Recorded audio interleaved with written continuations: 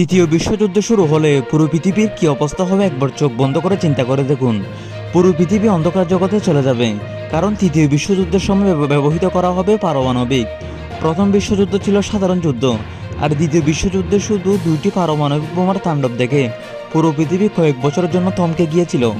আসলে পারমাণবিক বোমার তাণ্ডব এতটাই ভয়ানক যে মানুষের অস্তিত্বের বর্তমান ভবিষ্যৎ পুরোপুরি নিঃশেষ করে দেয়। শুধু রাশিয়ার কাছে আছে 6,000 পারমাণবিক। রাশিয়া চাইলে পৃথিবীর মতো 22টি গ্রহকে 2 ঘন্টার মধ্যে ধ্বংস করে দিতে পারে। এতক্ষণ শুধু রাশিয়ার কথা বললাম, এবার আমেরিকা, চীন, ফ্রান্স ইত্যাদির কথা বললে এদের কাছেও পারমাণবিক বোমা আছে। এরা যদি বিশ্বযুদ্ধে অংশগ্রহণ নেই, তাহলে তারা পারমাণবিক ছুড়বে। এর ধ্বংসযজ্ঞে পরিণত হবে পুরো পৃথিবী। পৃথিবীর ভূমিতে দশকের পর দশক আলো পড়বে না। এতে জীব সম্পদ সম্পূর্ণ ধ্বংস হয়ে যাবে। মানুষ হবে নরকের শাস্তি পাওয়া প্রাণীর মতো। তৃতীয় বিশ্বযুদ্ধের পর মানুষ 200 বছর আগে ফিরে যাবে। ধ্বংস হয়ে যাবে তথ্য প্রযুক্তি। সর্বশেষ বলা যায়, যুদ্ধ কখনো সমাধান নয়, যুদ্ধ হয় জাতির জন্য অভিশাপ।